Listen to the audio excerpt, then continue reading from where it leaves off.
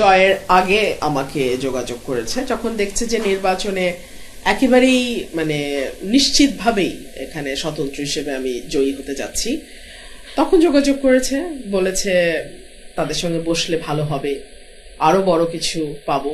আমার দল তো আমাকে বহিষ্কারই করে দিয়েছে। আমার দল বলে তো আর কিছু না, এটা তারেক রহমান সাহেবের দল, উনি তো আমাকে বহিষ্কার করে দিয়েছেন, তার আমার দল না। আমার রাজনীতি আমার দলের রাজনীতি দলের। যেই ভোটের ফেয়ার ভোটের জন্য তাদের এত লড়াই সংগ্রাম 17 বছরের, গতকালকের ইলেকশনেও তো তা বিভিন্ন জায়গায় তাদের আচার আচরণ খুব ভালো ছিল না।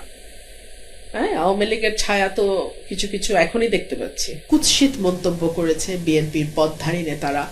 আমি তাদের কাছেও কৃতজ্ঞ, কারণ তারা যদি এতটা কদর্য আচরণ না করত তাহলে হয়তো আমি এত ভোটের ব্যবধানে জিততাম না। তাদের সমস্ত অন্যায়, অবিচার, অকৃতজ্ঞতা সবকিছুর জবাব দিয়ে দিয়েছেন। আপনাদের সকলের প্রতি আমার একটি আহ্বান আছে, আসুন এই রমজানে আপনাদের যার যার বাড়ির কাছে মসজিদে সামর্থ্য অনুযায়ী ইফতার নিয়ে পাড়া প্রতিবেশী সকলকে সাথে নিয়ে একসাথে ইফতার করি।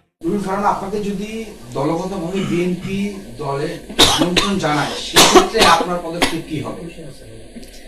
আগে আমন্ত্রণ জানাক, তারপরে দেখা যাবে। আমি শুভেচ্ছা জানাই যারাই ভালো ফলাফল করেছে, দল হোক ব্যক্তি হোক, যারাই ভালো ফলাফল করেছে, ডেফিনেটলি তাদের প্রতি আমার শুভেচ্ছা থাকবে এবং আশা করব প্রত্যেকেই তার অবস্থান থেকে তার শপথ অনুযায়ী তার যে দায়িত্ব এবং কর্তব্য সেটা তারা পালন করবে। ঘরের মেয়ে, আমি তো ঘরের মেয়ে হলাম ব্রাহ্মণবাড়িয়ার, আমি তো ঘরেই আছি। ঘরের মেয়ে তো বাইরে যায়নি। আমি যদি গিয়ে সিলেটে নির্বাচন করতাম তাহলে বলতেন ঘরের মেয়ে বাইরে গেছে। আমি ব্রাহ্মণবাড়িয়ার মেয়ে, আমি তো ব্রাহ্মণবাড়িয়াতেই আছি। আমার দল তো আমাকে বহিষ্কারই করে দিয়েছে। আমার দল বলে তো আর কিছু না, এটা তারেক রহমান সাহেবের দল, উনি তো আমাকে বহিষ্কার করে দিয়েছেন, তার আমার দল না। অভিমান শব্দটি অত্যন্ত দামি। এটা ভীষণ আপন মানুষ ছাড়া অভিমান হয় না। বিরক্তি থাকতে পারে, অসন্তুষ্ট থাকতে পারে, অভিমান কেন থাকবে? অভিমান খুব দামি শব্দ, এটা যেখানে সেখানে ব্যবহার করা যায় না। আর দলের ব্যাপারে আমার যেটা, হ্যাঁ, দলের আন্দোলন ছিল, সংগ্রাম ছিল ভোটের অধিকারের জন্য, আমাদের একটা ফ্রি ফেয়ার ইলেকশনের জন্য। সার্টেনলি সেই আন্দোলনে আমি শরিক ছিলাম, কিন্তু একই সঙ্গে দলের 18 মাসের কার্যক্রমে আমরা দেখেছি কি করে মানুষের কাছ থেকে পয়সা আদায় করা যায়, কি করে জুলুম করা যায়, কি করে জমি দখল করা যায়, ব্যবসা দখল করা যায়, বালুর ব্যবসা করা যায়, কি করে দুর্নীতি করে পয়সা কামানো যায়, কি করে র্যানসেকিং করা যায়, তদবিরবাজি করা যায়, কি করে চাঁদাবাজি করা যায়। এখন আপনি কি বলতে চান আমি ওগুলোরও সঙ্গী হব? তা তো নয় নিশ্চয়ই। সিম্পল, আমার রাজনীতি আমার দলের রাজনীতি দলের। আমি আশা করব তারা 2001 থেকে 2006 যে ভুলগুলো করেছে তার রিপিটেশন তাদের হবে না। গত 1.5 বছর তারা মানুষের উপরে যেই রকম একটা নানান রকম ভাবে মানুষকে তারা বিরক্ত করেছে, সেইটার পুনরাবৃত্তি হবে না, এইটুকুই আমার আশা থাকবে। এবং যেই ভোটের ফেয়ার ভোটের জন্য তাদের এত লড়াই সংগ্রাম 17 বছরের, গতকালকের ইলেকশনেও তো তা বিভিন্ন জায়গায় তাদের আচার আচরণ খুব ভালো ছিল না।